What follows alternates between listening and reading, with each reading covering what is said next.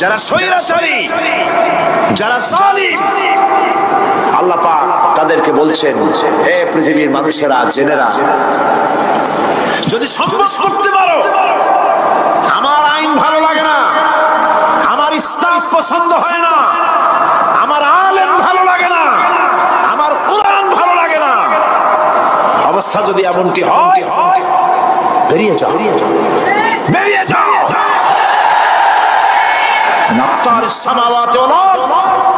আমার সার্বভৌমত্বের ভেতর থেকে, আকাশের নিচের থেকে, জমিনের উপর থেকে বেরিয়ে যাও। ফানফুযু লা তানফুযু ইল্লা বিসুলতান। কোথায় যাবো? পালাবার জায়গা নাই, বেরোতে পারবে না। আকাশ আর জমিন দিয়ে প্যাকেট করে রেখেছি, পালাবার জায়গা নাই।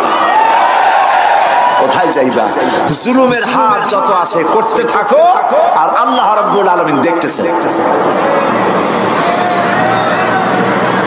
সুতরাং ইমানদার ব্যক্তি, তার মধ্যে বিনয় আসে, বিনম্র হয়। সে পয়সা করে আসে বলে অহংকার করে না, কারণ আল্লাহ বলেছেন, ওয়াল্লাহুল গানিয়্যু ওয়া আনতুমুল ফুকারা। আল্লাহ সাফ বলে দিয়েছেন, আল্লাহই হচ্ছেন কারো মুখাপেক্ষী নন, সম্পদশালী। আল্লাহর কোন সম্পদের অভাব নাই। ওয়া আনতুমুল ফুকারা, দুনিয়ায় তোমরা যা বাস করো সব ফকিরের গোষ্ঠী, কিচ্ছু নাই তোমাদের। তোমাদের জাতি খাইয়া শেষ করে ভালো, আর আমার কাছে যা আছে আমি শুধু দিতে থাকি, আর ভাণ্ড শুধু বড়াই থাকে, মোটেও গালি হয় না। সুবহানাল্লাহ।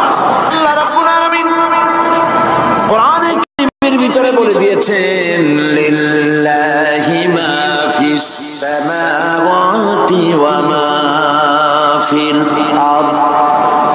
যারা সামান্য একটু রাজত্ব পাইয়া, ছোট্ট ছোট্ট একটা দেশের প্রেসিডেন্ট, প্রধানমন্ত্রী, কি হলো রে, এরকম একটা ভাব।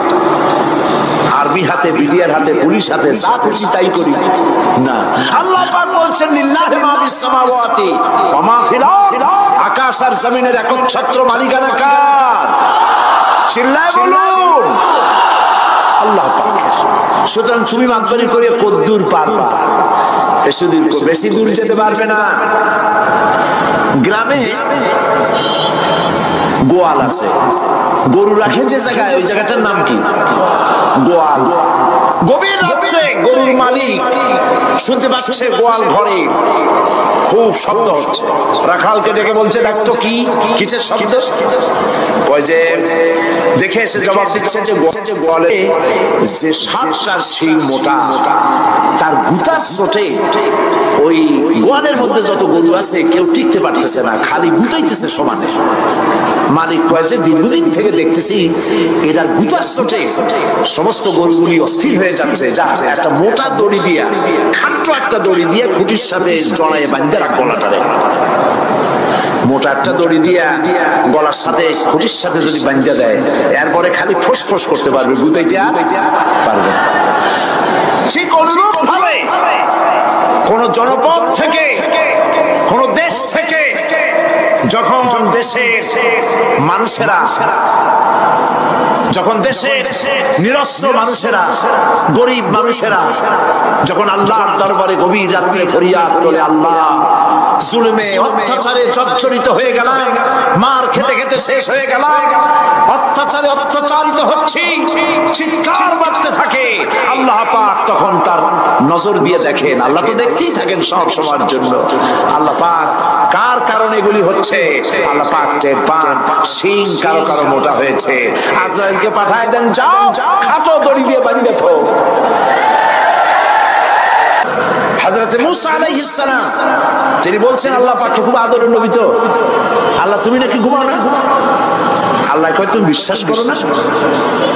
হযরত মুসা আলাইহিস সালাম বললেন, আল্লাহ অবশ্যই বিশ্বাস করি, তবে বুঝি না বিষয়টা কি, বুঝি না কেমনে না ঘুমাই পারে, বুঝি না। আল্লাহ আচ্ছা ঠিক আছে, তুমি যখন বিশ্বাস করছো তখন আর অসুবিধা নেই, বিশ্বাস না করলে বুঝি হচ্ছিল। পেগম্বর মানুষ, তাকে তো বলতেই হবে বিশ্বাস করি, তবে বুঝি না। আল্লাহ কাছে ঠিক আছে, ঠিক আছে, বিশ্বাস যখন করো আমি বুঝাই দেবো। নিয়ে আসো এক গ্লাস পানি। এক গ্লাস পানি নিয়ে আসো, দাঁড়ায় থাক, দাঁড়ায় থাক। মুসা আলাইহিস সালামকে আল্লাহ বললেন, পানি নিয়ে দাঁড়ায় থাকো।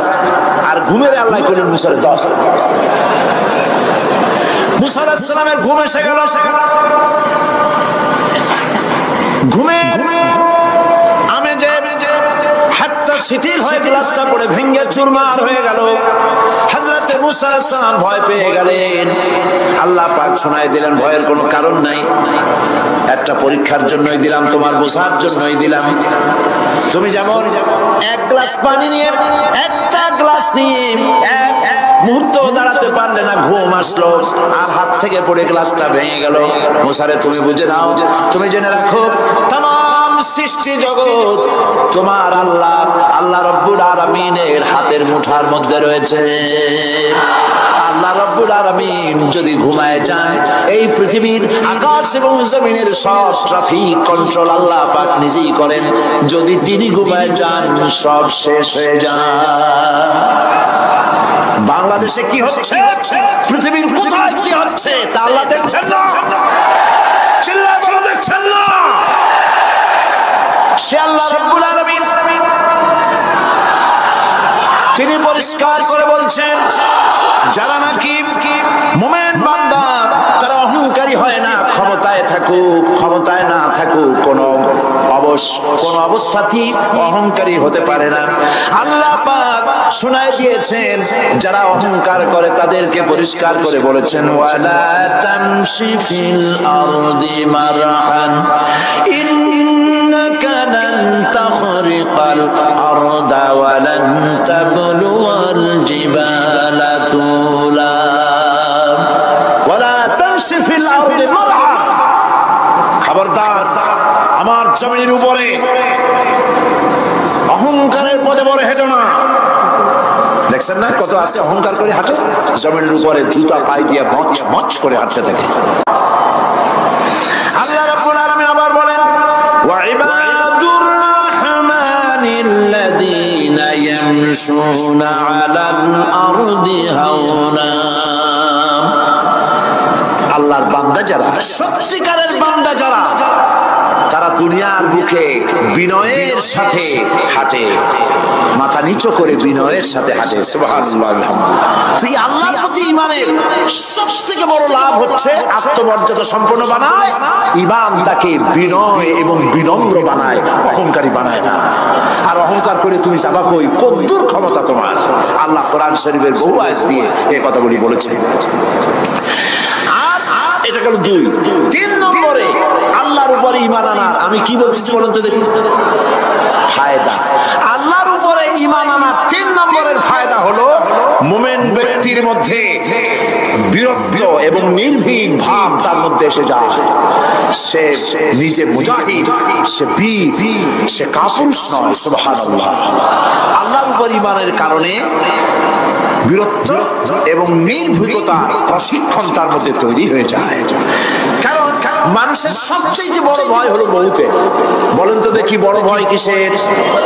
বলেন সবাই। আর যারা বললেন না, তারা তাদের মৌতের কোনো ভয় নেই। মৌতের ভয় আছে কিনা? আছে। কিন্তু ভয় করে যাবেন কই?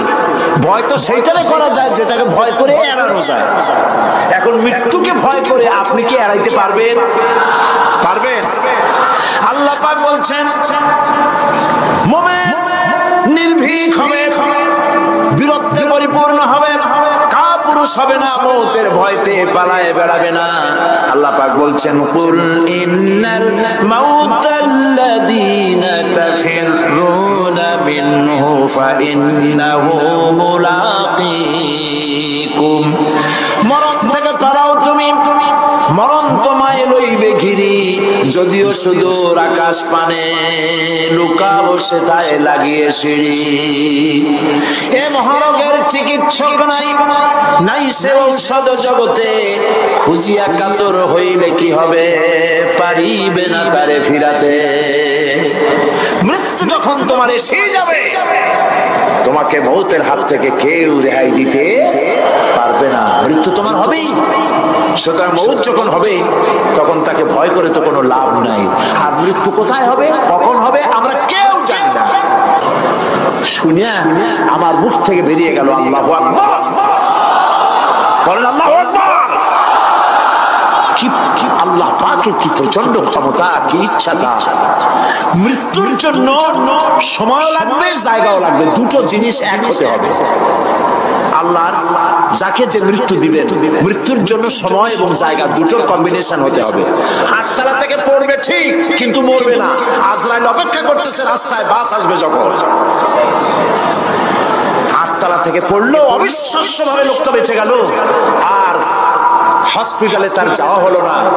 গাড়ির দরজা খুললো, রাস্তা দিয়ে পড়লো, আজরাইল দ্রুত তার কাম সেরে চলে গেল। সুতরাং মুমিন ব্যক্তি আল্লাহর উপর ঈমান আনার কারণে দুর্জয় মনোবল সৃষ্টি হয়। কাপুরুষ জীবনে কয়েকবার মরে, সাইকেলের টায়ার বাস্ট হয়েছে শুনে বেহুশ হয়, তারপরে ট্রাকের টায়ার বাস্ট হয়েছে শুনলে কানের তারা ফেটে যায়, বোম বাস্ট হয়েছে আওয়াজ শুনে হার্ট ফেল করে, পাতিসিয়ালের ডাক শুনলে কোনো হুঁশই থাকে না। এই হচ্ছে কাপুরুষদের কাজ। আর ইমানদার ব্যক্তি এগুলি পরোয়া করে না। তার জানা আছে যে আমার নির্ধারিত সময়ের এক মুহূর্ত আগে আমার মৌত হবে না। তো মৌত যখন আমার জন্য অবধারিত, দুনিয়ায় আসছি যখন, মৌত যখন হবে, সেই মৌত বিড়ালের মতো হোক তা কি চান, পাতিসিয়ালের মতো হোক তা কি চান? আমি তো বলি যে বিড়ালের মতো 500 বছর বেঁচে থাকার কোনো লাভ নাই, সিংহের মতো 5 মিনিট বাঁচুন। মির্জাফরের মতো 50 বছর বেঁচে থাকায় লাভ নাই, খালিদ বিন ওলীদের মতো, সিরাজউদ্দৌলার মতো বেঁচে থাকুন।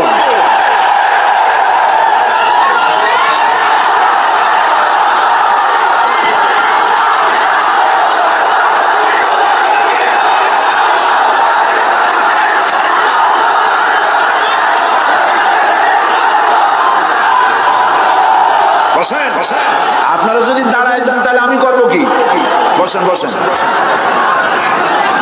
সেই জন্য এই ক্ষণস্থায়ী জীবনকে কেন সেই অনন্ত সুখময় জীবনের জন্য উৎসর্গ করে দেব না, যা আল্লাহর কাছে পাওয়া যাবে কিয়ামতের দিন। দেখেন, মৃত্যু হওয়া উচিত মুসলমানদের, শাহাদাতের মৌত হওয়া উচিত। কি মৌত হওয়া উচিত? আল্লাহকে আজকে প্রাণ খুলে বলি, আল্লাহ জীবন তো নিবাই, সুতরাং জীবন যখন নিবা, মৌতটা শাহাদাতের মৌত তুমি আমাদের দান করে দিও। কাপুরুষের মতো মরতে চাই না, শাহাদাতের মৌত চাই। সুবহানাল্লাহ বলেন, আমিন বলেন। মুমিন ব্যক্তি তার বড় ফায়দা, সে সাহসী হয়। সুবহানাল্লাহ বলেন। দেখেন, বুখারী শরীফের হাদিস, যুদ্ধের জন্য, বদরের যুদ্ধ, সৈন্যদেরকে রিক্রুট করছেন, কিন্তু কথা বলতে গিয়ে রাসূল করিম সাল্লাল্লাহু আলাইহি ওয়াসাল্লাম দাওয়াত দিচ্ছেন, কিন্তু মনে মনে চিন্তাও করছেন যে সামান্য কিছু লোক, অস্ত্রপাতি কম, এই জিহাদের অবস্থাটা তারা কিভাবে নেবে। একজন যুবক সাহাবী দাঁড়ায় গেলেন, তার নাম মিকদাদ রাদিয়াল্লাহু তাআলা। যুবক, এই পৃথিবীতে যুবকদের ইসলামের সবচাইতে অবদান কাদের? চিল্লায় বলো। যুবকদের অবদান সবচাইতে বেশি। হযরত মিকদাদ রাদিয়াল্লাহু তাআলা আনহু তিনি দাঁড়ায় গেলেন, তিনি বললেন, ইমদি বিনা ইয়া রাসূলুল্লাহ হাইসুমা তাশা। হাদিস, হে রাসূল, আপনি আমাদেরকে নিয়ে চলুন। কত সৈন্যতা আসতেছে, কত অস্ত্র নিয়ে আসতেছে, এটা আমাদের ভাববার বিষয় নয়। আপনি আমাদের নিয়ে চলুন, হাইসুমা তাশা, আয় হাইসুমা আমারাকাল্লাহ, আল্লাহ আপনাকে যেদিকে আমাদের নিয়ে যাইতে কয় আপনি সেই দিকে আমাদের নিয়ে চলুন। ইন্না লা নাকুলু লাকা কামা ক্বালা বনু ইসরাঈল লিমূসা আলাইহিস সালাম, ইযহাব আনতা ওয়া রাব্বুকা ফাকাতিলা ইন্না হাহুনা কাঈদুন। অর্থাৎ হে রাসূল, আমরা বনী ইসরাইলের মতো বলবো না। শোনেন, আমরা বনী ইসরাইলের মতো বলবো না যে মুসা তুমি এবং তোমার আল্লাহ এই দুইজনই গিয়ে ফিরআউনের বিরুদ্ধে যুদ্ধ করো, আমরা যাবো না, আমরা বসে থাকবো। এই কথা আমরা বলবো না। আমরা মুসা আলাইহিস সালামের উম্মত নই, আমরা মুহাম্মদ সাল্লাল্লাহু আলাইহি ওয়াসাল্লামের উম্মত। বরং আমরা বলবো বাল ইযহাব আনতা ওয়া রাব্বুকা ফাকাতিলা ইন্না মাকুমা মুকাতিলুন। বরং আমরা বলবো আপনি চলুন, আমরা আপনার সাথে আল্লাহর হুকুম মাফিক লড়বো, জিহাদ করব। ততক্ষণ পর্যন্ত মা দামাত আইনুম মিন্না তাতাররাফ, যতক্ষণ পর্যন্ত আমাদের চোখের পাতা নড়তে থাকে ততক্ষণ আপনার সাথে থেকে কাফেরের বিরুদ্ধে লড়াই করে যাব। জীবনের পরোয়া তারা করেন নাই, জীবনের পরোয়া করেননি। হুজুর সাল্লাল্লাহু আলাইহি ওয়াসাল্লাম দারুণ ভাবে খুশি হয়ে গেলেন। হুজুর হেজিটেট ফিল করছিলেন যে এই সামান্য কিছু লোক, অস্ত্র নাই, পাতি নাই, এতগুলো লোকের বিরুদ্ধে যুদ্ধ করতে যাবে। যুবকের মুখে এই কথা শুনে হুজুর দারুণ খুশি হলেন। আল্লাহর নবী বললেন কুমু বিনা ইলা জান্নাতিন জান্নাতুন আরদুহা কারদিস সামাওয়াতি ওয়াল আরদ। ও সাহাবীরা, তোমাদের মনোভাব যখন এই, তোমাদের মানসিকতা যখন এই, চলো আমার সাথে বেহেশতের দিকে, সেই জান্নাতের দিকে যেই জান্নাত আল্লাহর আকাশ আর জমিনের চাইতে অনেক প্রশস্ত। চলো আমার সাথে বেহেশতে। সুবহানাল্লাহ। মুমিন ব্যক্তি সে কখনো মৃত্যুর ভয়ে উদ্দেশ্য হাসিল থেকে চুপ করে বসে থাকে না। সে ভয় করে কেবলমাত্র কাকে? সে মৃত্যুর ভয়। মৃত্যু হবে এবং আমার জন্য বিশ্বাস রাখতে হবে, আমার জন্য যদি কোনো বুলেট এর উপরে আমার নাম লেখা থাকে, পৃথিবীর সমস্ত মানুষ আমাকে পাহারা দিয়ে সেই বুলেট থেকে আমাকে রক্ষা করতে পারবে না। আর যদি কোনো বুলেটে আমার নাম লেখা না থাকে, সারা পৃথিবীর সমস্ত মানুষ বৃষ্টির মতো গুলি বর্ষণ করলেও একটি গুলিও আমাকে বিদ্ধ করতে পারবে না। এটার নাম হলো ঈমান। এটার নাম কি? এই ঈমান পেলাম কোথায়? কোথায় পেলাম? কোরআন শরীফে। কোথায় পেয়েছি? আল্লাহ রাব্বুল আলামিন বলেন ওয়ামা হুম বিদরিনা বিহি মিন আহাদিন ইল্লা বিইজনিল্লাহ। একথা সুস্পষ্ট, আল্লাহর অনুমতি ব্যতিরেকে বান্দার কোনো ক্ষতি সাধন কেউ করতে পারে না। জোরে বলেন সুবহানাল্লাহ। কেউ কারো কোনো ক্ষতি করতে পারবে না। যেটা ক্ষতি যদি কিছু থাকে কিসমতে, ওটা তো মুকদ্দার ছিল, তাকদীর ছিল, সেটাই হবে, এর বাইরে কিছুই হবে না। সুতরাং মুমিন ব্যক্তি সে সাহসী হবে, সে কখনো চিন্তা করবে না মৃত্যুর ভয়ে। উদ্দেশ্য হাসিলের জন্য হয় শরীরের পতন, না হয় মন্ত্রের সাধন, ডু অর ডাই, সে আল্লাহর জন্য তার জীবন দিতে প্রস্তুত থাকবে। কারণ আল্লাহ রাব্বুল আলামিন বলেছেন ইন্নাল্লাহা আশতারা মিনাল মুমিনিনা আনফুসাহুম ওয়া আমওয়ালাহুম বিআন্না লাহুমুল জান্নাহ। আল্লাহ পাক বলেন আমি আমার মুমিনের জান আর মালকে আমি খরিদ করে নিয়েছি, বিনিময়ে আমার বান্দাকে আমার জান্নাত দান করে দিয়েছি। জোরে বলেন সুবহানাল্লাহ। মুমিনের জান আর মালকে নিয়েছেন, বিনিময় কি দেবেন? জান্নাত দান করে দিবেন। এটা হলো মুমিনদের আল্লাহর প্রতি ঈমান আনার জন্য 3 নম্বরের কোয়ালিটি। ৪র্থ নম্বরে আল্লাহর উপর ঈমান আনলে 4 নম্বরের যে ফায়দাটা, সে ফায়দা হচ্ছে আশাবাদ এবং মানসিক প্রশান্তি।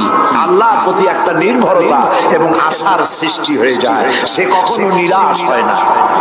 কারণ একটা মানুষ পাপ করলো, চুরি করেছে, ডাকাতি করেছে, জেনা করেছে, হত্যা করেছে, শয়তানি করেছে, বদমাশি করেছে, সব করেছে, এখন শয়তান তাকে ওয়াসওয়াসা দিতে পারে।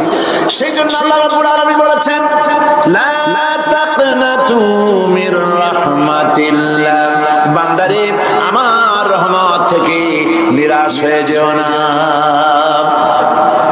আল্লাহর রহমত, বান্দা তোমার গুনাহ কতটুকু?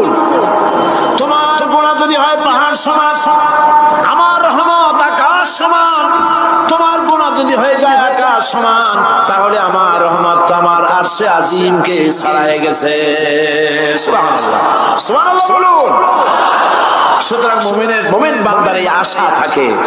গুনাহ মানুষে করি, গুনাহ করা স্বাভাবিক। আল্লাহ পাক বলেছেন যে ব্যক্তি গুনাহ করে আর এরপরে আমার কাছে মাফ চায়, আমি তাকে ক্ষমা করে দেই, মাফ করে দিই। সুবহানাল্লাহ।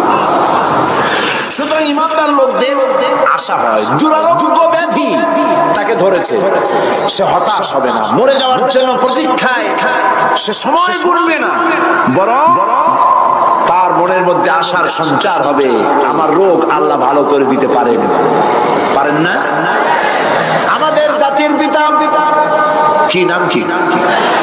হযরত ইব্রাহিম আলাইহিস সালাম। কোরআন শরীফের ভিতরে তার কথা আল্লাহ পাক কোট করে দিয়েছেন। আমাদের জাতির পিতা হযরত ইব্রাহিম আলাইহিস সালাম বলেছেন, আল্লাযী খালাকানি ফাহুয়া ইয়াহদিন। আল্লাহ তিনি আমাকে সৃষ্টি করেছেন, তিনি আমাকে রাস্তা দেখান।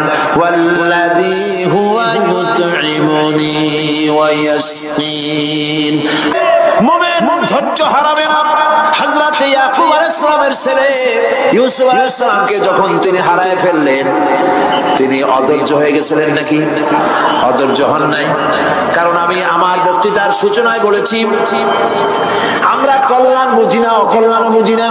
কোন বিপদ আসতে পারে আমরা হয়রান হয়ে যাই, কিন্তু বিপদের মধ্যে কল্যাণ আছে আমরা তা বুঝতে পারি না। কথা বুঝে আসছে? হযরত ইউসুফ আলাইহিস সালামকে কুয়ার ভিতরে ফেলে দেওয়া হলো। 11 ভাই মনে করেছে কুয়ার ভিতরে ফেলে দিয়া ইউসুফ আলাইহিস সালামকে মেরে ফেললাম, কিন্তু তারা বোঝে নাই আসল কামটা কি হয়েছে। এটা তো কুয়া নয়, এটা একটা টানেল, এটা একটা সুড়ঙ্গ। একদিকে কেনান হলো তার এক মুখ, ওই সুড়ঙ্গের এক মুখ হলো কেনানের। কেনান ইউসুফ আলাইহিস সালামকে ফেলে দেওয়া হলো কুয়ার ভিতরে মারার জন্য, কিন্তু আল্লাহ পাকের ইচ্ছা ইউসুফ আলাইহিস সালাম মরবে না। এই টানেলের অপর প্রান্ত মিশরের সিংহাসনের টানেলের এপার দিয়া ইউসুফ আলাইহিস সালামকে ঢুকালেন, অপর প্রান্তে মিশরের সিংহাসনে ইউসুফকে আল্লাহ বসায়া দিলেন। হযরত ইয়াকুব ছেলের জন্য অধৈর্য হলেন না। যখন তিনি খবর পেলেন ছেলে বাঘে খেয়ে ফেলেছে, তিনি তখন বলেছেন, ফাসাবুরুন জামিলুন আসাল্লাহু আইয়াতিয়ানি বিহিম জামিআ ইন্নাহু হুয়াল আলিমুল হাকীম। ফাসাবুরুন জামিল, আমি উত্তম ভাবে ধৈর্য ধারণ করলাম এবং আমি বিশ্বাস করি আল্লাহ রাব্বুল আলামিন আমার হারানো সবকিছু আমাকে ফিরিয়ে দিবেন। বহু বছর পর যখন হযরত ইউসুফ আলাইহিস সালাম প্রেসিডেন্ট হয়েছেন মিশরে, 11 ভাই গেল সেখানে সাহায্য আনার জন্য। সেই ঘটনা তো শোনাবো না, এমনি বলে যাচ্ছি। এরপরে তিনি তাদেরকে পরিচয় দিলেন, ওরা ভয় পেয়ে গেল। তিনি বললেন, ভয়ের কোনো কারণ নাই, লা তাসরিবা আলাইকুমুল ইয়াউম, আজকে আমি কোনো প্রতিশোধ তোমাদের নেব না। সুবহানাল্লাহ। এর নাম পয়গম্বর, এর নাম কি? আল্লাহর নবী। আমি আজকে কোনো প্রতিশোধ তোমাদের নেব না, তোমরা যাও। পিতার অবস্থা তিনি জানলেন, কাঁদতে কাঁদতে পিতার চোখ দুটো নষ্ট হয়ে গেছে। হযরত ইউসুফ আলাইহিস সালামের জামা এনে ভাইরা যখন হযরত ইউসুফের চোখের উপরে রেখে দিলেন, হযরত ইয়াকুবে দুটো চোখ সাথে সাথে আল্লাহ ভালো করে দিলেন। ফাসাবরুন জামিল, ধৈর্য ধরো। ইমানদার ব্যক্তি আশার উপরে তার জীবন বাঁচে, কারণ যত বড় বিপদ আসুক না কেন, আশ্রয় দেওয়ার একটা জায়গা আছে, তার নাম হলো আল্লাহ। নাম কি? বলেন আল্লাহ। সবাই বলেন আল্লাহ, আল্লাহ, আল্লাহ, আল্লাহ। হযরত ইউনূস আলাইহিস সালাম মাছটাকে গিলে ফেলে দিল। মাছটাকে গিলে মাটির অথল তলদেশে চলে গেছে। এত বড় বিপদ পৃথিবীর কোন মানুষের হতে পারে নাকি? বলেন, কি বলেন? মাছের পেটের ভিতরে জানালা নাই, দরজা নাই, বেরোবার কোনো পথ নাই। মাছ গেছে পানির অতল তলদেশ। আল্লাহ পাক কোরআন শরীফের ভিতরে মানুষকে শোনান, আল্লাহ ওয়াজ করছেন, সুবহানাল্লাহ বলেন। আল্লাহ পৃথিবীর মানুষকে ওয়াজ করছেন, দুনিয়ার মানুষকে শোনান। আমার ইউনুস তো ধৈর্য হারা হয় নাই। ওয়াদান্নুন ইয যাহাবা মুগাদিবান ফাযান্না আন লান নাকদিরা আলাইহি ফানাদা ফিয-যুলুমাতি আন লা ইলাহা ইল্লা আনতা সুবহানাকা ইন্নী কুনতু মিনাজ যালিমিন। ফানাদা ফিয-যুলুমাত জামায়ে কাসীর, ত্রিবিধ অন্ধকারের ভেতর থেকে হযরত ইউনূস আলাইহিস সালাম চিৎকার মারলেন। মাছের পেটের অন্ধকার, পানির অন্ধকার, রাতের অন্ধকার, ত্রিবিধ অন্ধকারের ভেতর দিয়ে মাছের পেটের মধ্য দিয়ে ইউনূস আলাইহিস সালাম চিৎকার মারলেন। অধৈর্য হন নাই, হাত ফেল করেন নাই। তিনি বলছেন, পড়েন আমার সাথে, লা ইলাহা ইল্লা আনতা সুবহানাকা ইন্নী কুনতু মিনাজ যালিমিন। তুমি ছাড়া কোনো ইলাহ নাই, কোনো বস্য নাই, মাবুদ নাই। তোমার পবিত্রতা ঘোষণা করছি, আমি জালিমদের অন্তর্ভুক্ত হয়ে গেছি। ইউনূস আলাইহিস সালাম যখন কাঁদতেছিলেন, আল্লাহ রাব্বুল আলামিন সেই কান্না শুনেছিলেন কিনা বলেন? শুনছিলেন কিনা? শুনতে পেয়েছিলেন কিনা? পানির ভিতরে কেউ শোনে না, মাছের পেটের ভিতরে ইউনূস আলাইহিস সালাম কিভাবে চিৎকার করছেন, মাছের পেটের ভিতরে আওয়াজ, পানির ভিতরে কেউ শোনে নাই, জমিনে কেউ শোনে নাই, অন্তরিক্ষে কেউ শোনে নাই, সাত আকাশের ভিতরে কেউ শোনে নাই, কিন্তু আরশে আজিমের মালিক আল্লাহ রাব্বুল আলামিন শুনতে পেয়েছেন। সঙ্গে সঙ্গে রাব্বুল আলামিন জবাব দিলেন, ফাস্তাজাবনা লাহু ওয়া নাজ্জাইনাহু মিনাল গাম্মি ওয়া কাযালিকা নুনজিল মুমিনিন। পড়েন, ফাস্তাজাবনা লাহু ওয়া নাজ্জাইনাহু মিনাল গাম্মি ওয়া কাযালিকা নুনজিল মুমিনিন। আমি ইউনূসের ডাকের জবাব দিলাম। কে বলতেছেন? বড় করে বলেন, কে বলছেন? আল্লাহ, সুবহানাল্লাহ। আপনারা কি ভয় পাইছেন? ভয় পেয়েছেন মুসলমান? জেনে রাখো, দুঃখ এবং কষ্টের পরে রয়েছে সুযোগ সুবিধা, আর অসচ্ছলতার সাথে রয়েছে উদার সচ্ছলতা। যত বড় বিপদ আসছে, এই বিপদের পরেই আল্লাহ পাক তার গোলামদের উপরে রহমত নাজিল করবেন ইনশাআল্লাহ। সুতরাং ঈমানদার লোকেরা, তাদেরকে আল্লাহ পাক বলছেন, কোনো ভয় নাই, কোনো চিন্তা নাই, যত বড় বিপদে পড়ো আমারে ডাকো, আমি ডাকের সাড়া দিয়ে দেব। সবাই আল্লাহরে ডাকেন, সুবহানাল্লাহ ওয়ালহামদুলিল্লাহ লা ইলাহা ইল্লাল্লাহ। জোরে পড়েন, সুবহানাল্লাহ ওয়ালহামদুলিল্লাহ লা ইলাহা ইল্লাল্লাহ, সুবহানাল্লাহ ওয়ালহামদুলিল্লাহ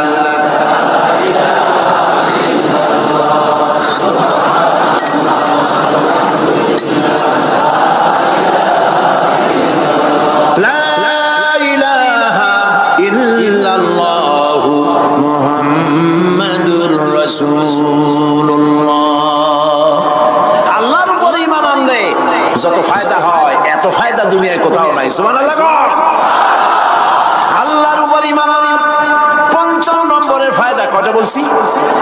5টা বলছি। আপনাদের অসুবিধা হচ্ছে নাকি? তাড়াতাড়ি শেষ করতেছি। 6টা বলবো, 6টা বলবো। এ হলো ৫ম নম্বর। তারপর আমরা দোয়া করব। দোয়ার দরকার আছে কিনা এই সময়?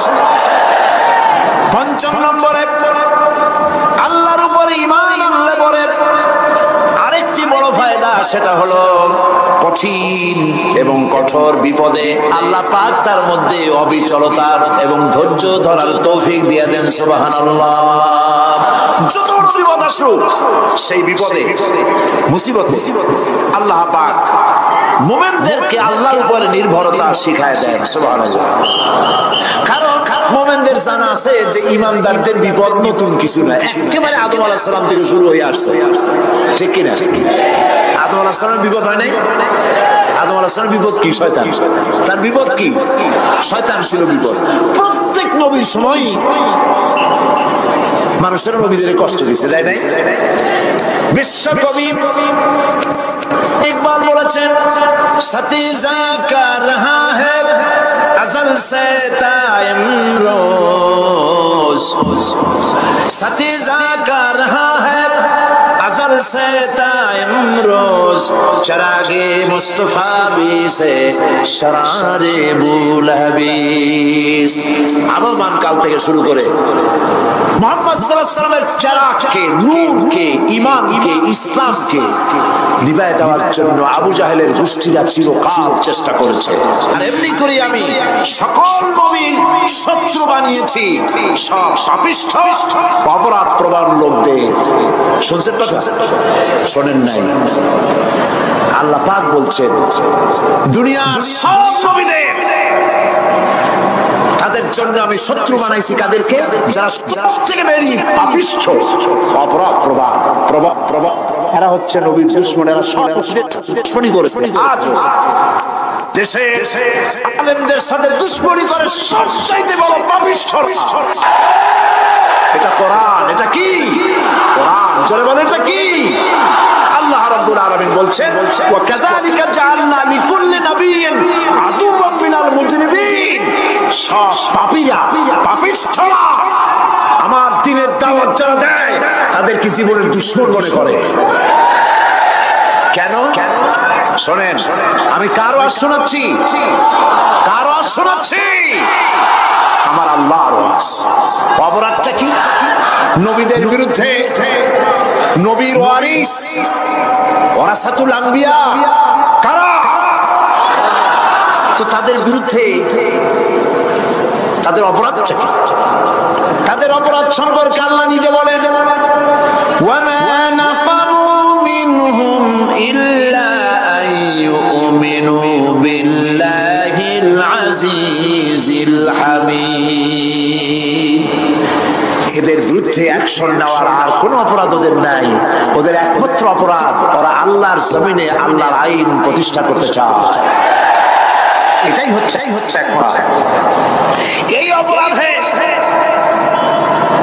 এই অপরাধে নবীদের শাস্তি হয়েছে।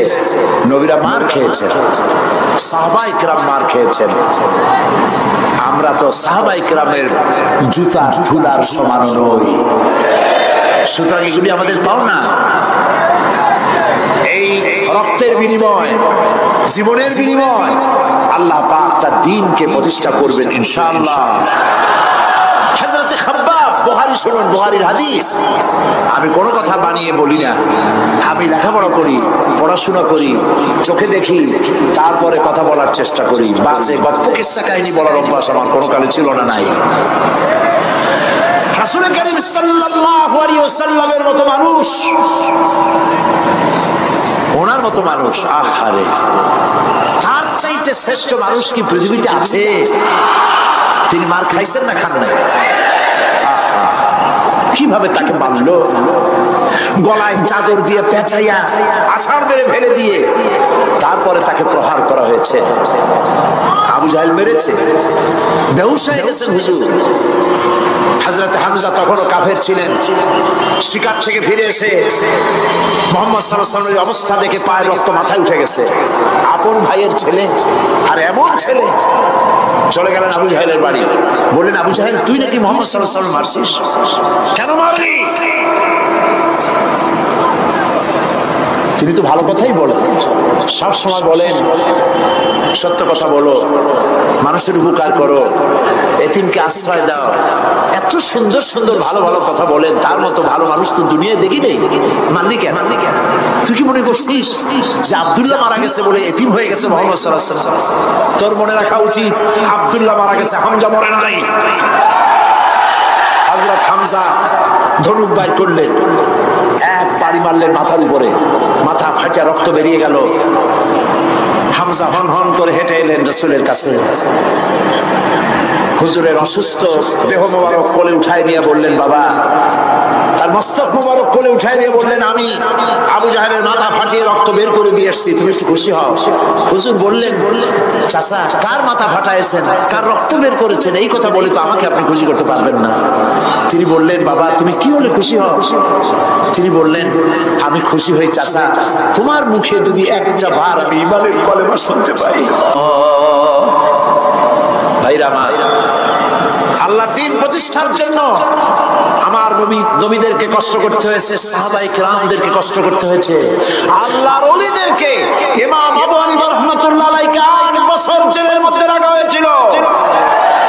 ইমাম আহমদ বিন হাম্বলকে চাবুক মেরে মেরে গায়ের গোশত চামড়া তুলে ফেলে দেওয়া হয়েছিল। তারপরেও তা বাতিলের সামনে মাথা নত করে নাই। এর নাম হচ্ছে ইসলাম। এর নাম কি? বুখারীর হাদিস, হযরত খাব্বাব বিন আরিত রাদিয়াল্লাহু তাআলা আনহু। বুখারীতে হাদিসটা ভাবে এসেছে, ওয়ান খাব্বাব বিন আরিত রাদিয়াল্লাহু তাআলা আনহু আন্নাহু قال قال شكونا الى رسول الله صلى الله عليه وسلم وهو متوسد بردة له في ظل الكعبة।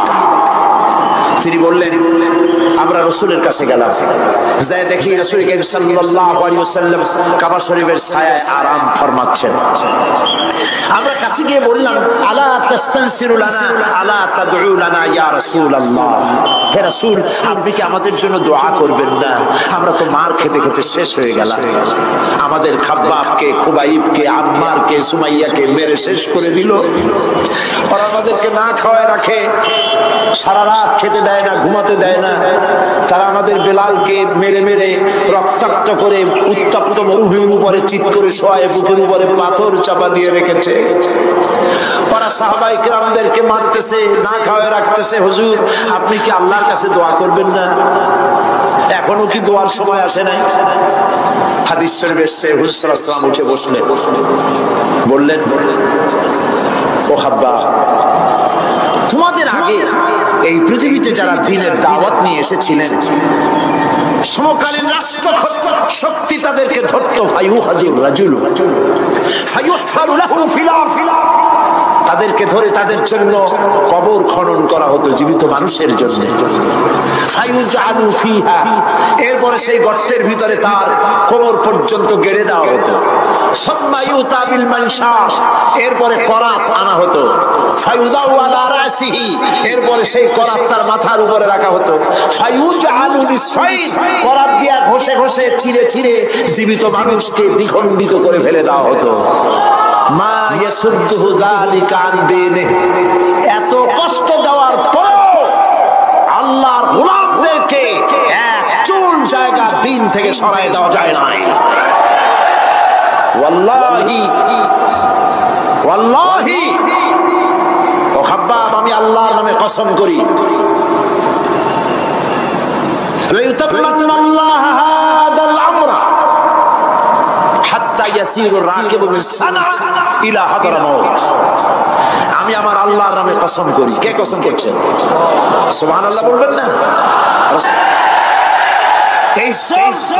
এই অত্যাচারের পরেই আল্লাহ পাকের দ্বীন কায়েম হয়েছিল মদিনায়। রাসূলুল্লাহ বলেছিলেন, খায়রুল কুরুনি কারনি, সর্বশ্রেষ্ঠ যুগ আমার যুগ। বন্ধুগণ, আল্লাহর উপর ঈমান আনলে মানুষের ভিতরে এ ধরনের অবিচলতা আসে, বিপদে ধৈর্য ধরার হিম্মত পয়দা হয়ে যায়। মুসা আলাইহিস সালাম, কে? মুসা আলাইহিস সালাম কোরআন ওয়াজ করতেছে, সুবহানাল্লাহ বলেন। গল্প করতেছি না কোরআন শোনাচ্ছি? গল্প করতেছি না হাদিস শোনাচ্ছি? আল্লাহ রাব্বুল আলামিন বলেন, ফিরআউন মুসা আলাইহিস সালামকে চতুর্দিক থেকে তিন দিক থেকে ঘেরাও করেছে। একদিকে দরিয়া, তিন দিকে ফিরআউনের সৈন্যরা। কোরআন শরীফে ঘটনা এভাবে তুলতেছে, ফালাম্মা তারা আল জামআন ক্বালা আসহাবু মূসা ইন্না লামুদরাকুন। মুসা আলাইহিস সালামের সাথীরা বলছেন, হে মুসা, আমরা তো পাকড়াও হয়ে গেছি, পালাবার কোনো পথ নাই, মরছি। মুসা আলাইহিস সালাম ভয় পাইছিলেন নাকি? ঈমান কারে বলে? হযরত মুসা আলাইহিস সালাম বললেন, কাল্লা ইন্না মা'য়া রাব্বী সায়াহদিন। নিশ্চয়ই নয়, অবশ্যই নয়, রব্বি সায়াহদিন, আমার প্রভু অবশ্যই, সিন দিয়ে বোঝানো হচ্ছে অবশ্যই আমার রব আমার জন্য রাস্তা করে দেবেন। এর নাম ঈমান। সুবহানাল্লাহ বলেন। এর নাম ঈমান। চতুর্দিক থেকে বিপদ ঘনীভূত, বেরোবার কোন রাস্তা নাই। ওর মধ্য দিয়ে ওমাইয়াত্তাকিল্লাহ ইয়াজআল লাহু মাখরাজা, কোন রাস্তা নাই, চতুর্দিকে অন্ধকার। এরপরে যদি বান্দা আমার উপরে ভয় করে, আমাকে ভালোবাসে, আমাকে ভয় করে, সবর ইখতিয়ার করে, অন্ধকারের ভেতর থেকে নিশ্চিদ্র অন্ধকারের ভেতর দিয়ে আলো রশ্মি বের করে মুমিনদের যাওয়ার জন্য রাস্তা করে দেব। মুসা আলাইহিস সালাম বললেন, ভয় পাইও না, আল্লাহ আমাদের পথ তৈরি করে দিবেন। আল্লাহ রাব্বুল আলামিন হযরত মুসা আলাইহিস সালামকে বললেন, হাতের লাঠি দিয়া দরিয়ার উপরে আঘাত করো। মুসা আলাইহিস সালাম আঘাত করলেন। রাস্তা দরকার ছিল একটা। মুসা আলাইহিস সালামের এক আঘাতে রব্বুল আলামিন দরিয়ার ভিতরে মুসা আলাইহিস সালাম ও তার সাথী সঙ্গীদের পারাপারের জন্য 12টা রাস্তা পয়দা করে দিলেন। গল্পটা পড়া, রাস্তা তৈরি হয়ে গেল 12টা, সব পার হয়ে গেল। ফিরআউন তার দলবল নিয়ে আসছে। আল্লাহ রাব্বুল আলামিন বলেন, ওয়া আনজাইনা মূসা ওয়া মান মা'আহু আজমাইন সুম্মা আগরাকনাল আখারিন। মুসা আলাইহিস সালামকে পার করলাম, পিছনে যারা আসতেছিল, কারা আসতেছিল? ফিরআউন। ফিরআউন আসছে তার দলবল নিয়ে। আসে রাস্তা দেখা মনে করছে ওর বাজারের তৈরি করে রাস্তা, দলবল নিয়ে নামছে। দরিয়ার মাঝখানে এলো, আল্লাহ পাক অর্ডার করলেন খুল, বাস রাস্তা বন্ধ হয়ে গেল। রাস্তা কি হয়ে গেল? শুরু হয়ে গেল চুবড়ি। পানির ভিতরে চুবড়ি খাচ্ছে, নিচে যায়, উপরে ওঠে। পানি খাইতে খাইতে প্যাক পোটকা মাছের মতো এরকম মোটা হয়ে গেছে।